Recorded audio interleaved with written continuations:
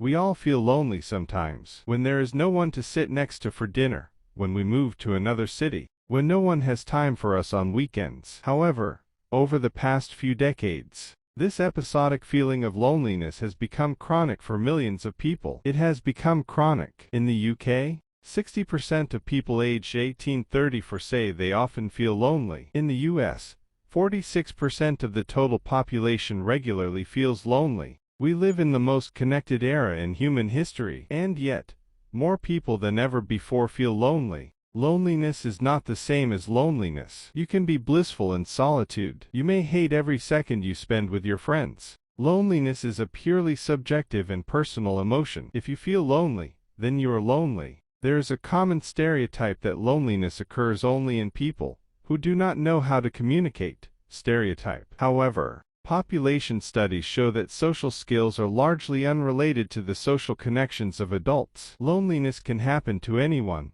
Money, fame, power, good looks, social skills, outstanding personality. Nothing can protect you from loneliness, because loneliness is part of your biology. What is loneliness? Loneliness is a bodily function, just like hunger. Hunger directs attention to physical needs. Loneliness directs attention to social needs. The body takes care of social needs. Millions of years ago, social needs were the main indicator of whether you would survive. This is because millions of years ago, social needs were the main indicator that you would survive. Natural selection rewarded our ancestors' cooperation. Natural selection rewarded our ancestors for cooperation and bonding. Our brains have grown and become more attuned to recognizing the thoughts and connections of other people. Understand other people's thoughts and feelings. We began to form and maintain social connections. Sociality has become part of our biology. You are born in a group of 50 to 150 people.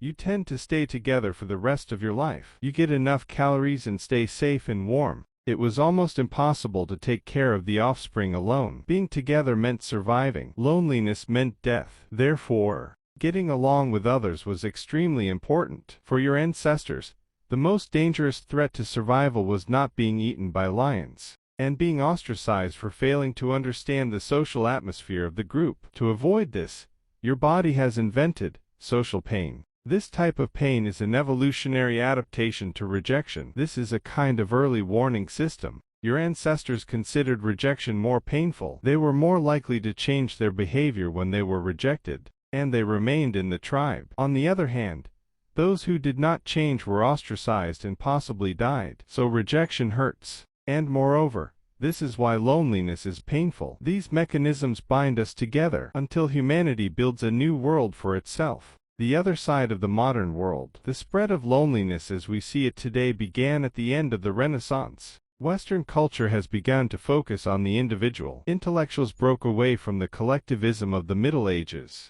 Young Protestant theology emphasized individual responsibility. This trend accelerated during the Industrial Revolution. People left their villages and fields and went to factories. Communities that had existed for hundreds of years disintegrated and cities emerged. As the world rapidly modernized, this trend intensified. Today we are in search of a new job, love and education. We are giving up social media. We meet people in person less and less. We see each other less often than in the past. In the United States, the average number of close friends fell from 3 in 1985 to 2 in 2011. Most people stumble into chronic loneliness by accident. They grow up, become busy with work, university, personal life, children, Netflix. We don't have enough time. The most convenient and easiest thing to sacrifice is time with friends. Until one day, you wake up and feel isolated, that you crave close relationships. But adults find it difficult to find intimate relationships.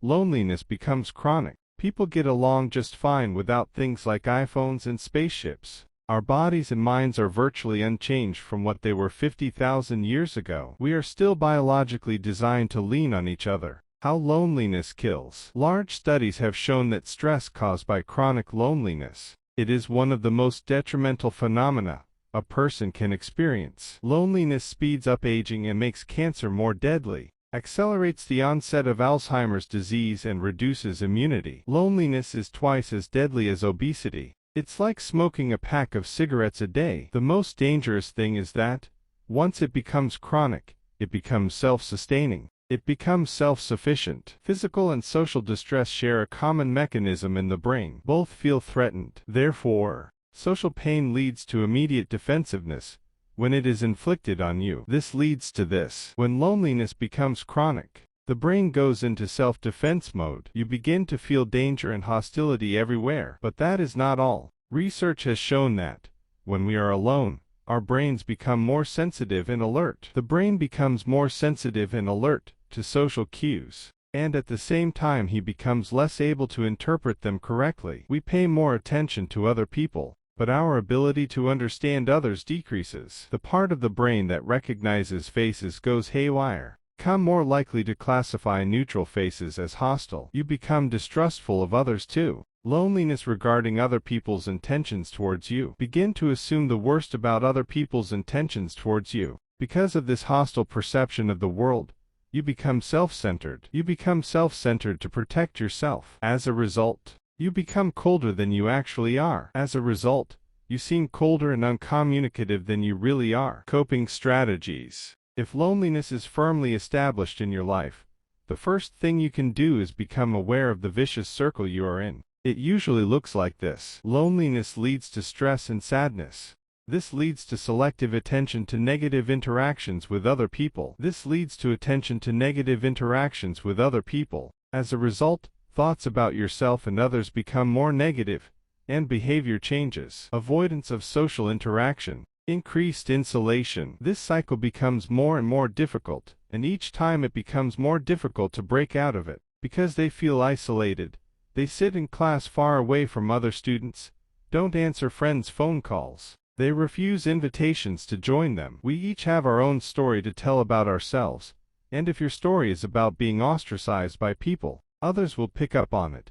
And if your story is about people abandoning you, then others will pick it up, and thus the outside world becomes the way you perceive it. You may be depressed, and even if you crave communication, you will find yourself in a state that will not allow you to do this. The first thing you can do to avoid loneliness is recognize that loneliness is a completely normal emotion, and there is nothing shameful about it. Literally every person at some point in their life feels lonely. This is a universal human experience. You can't get rid of feelings or ignore them until they magically disappear. However, you can acknowledge that you are experiencing them, and address their causes. I can analyze where I am focusing my attention, and see if I am focusing my attention on negative things. Was the interaction with your colleague truly negative, or was it neutral or positive? How did you actually interact? What did the other person say? Did he say something bad, or did you give meaning to his words? Maybe the person didn't actually react negatively. Maybe he was just in a hurry. Next, let's touch on your thoughts about the world. Do you always assume the worst about the intentions of people around you? In social situations, when you encounter social situations, do you often have a clear idea of how it will turn out? Do you assume that others don't like you? Do you try not to be offended, and not risk opening up? If so, can you try to give others an advantage? Can you assume that the other person is not hostile towards you? Can you open up again, and risk being vulnerable? And finally, your behavior. Do you avoid opportunities to benefit others? Are you looking for excuses to decline an invitation? Or do you preemptively isolate yourself from others to protect yourself? Are you acting as if you want to be offended? Are you really looking for new connections, or are you content with what you have? Of course, every person and every situation is unique and inimitable. Introspection alone may not be enough. If you feel that you cannot solve the problem yourself, try seeking professional help. This is not a sign of weakness, but courage. However, we view loneliness as a purely personal problem. We perceive loneliness as a purely personal problem, or we view it as a health crisis for the entire society. There is something more amazing. People have built a very amazing world, but none of the wonderful things we have achieved can satisfy or replace our fundamental biological needs. But nothing we have done can satisfy or replace our fundamental biological need for connection. Most animals get everything they need from the environment. We get what we need from each other, and we need to build an artificial human world around this. Talk to someone today. Even if you feel a little lonely or want to make someone's day better, write to a friend you haven't talked to for a long time. Call a family member who lives far away. Invite a work colleague for coffee. Go where you are usually afraid to go. Dungeons and Dragons tournament or sports club. We are all different, so it's up to you to decide what suits you best. Maybe nothing will work out. Don't expect anything. The goal is just to open up a little, practice your rapprochement skills and strengthen them over time, or help others practice them. I would like to recommend two books that I read while working on this video. Psychological First Aid by Guy Winch, How to Cope with Loneliness in Ways That We Find Useful and Effective, and Human Nature and the Need for Social Connection by John Cacioppo and William Patrick. The book is an interesting academic exploration of the reasons for our loneliness, including why do we experience loneliness on a biological level and what science says about how to avoid it.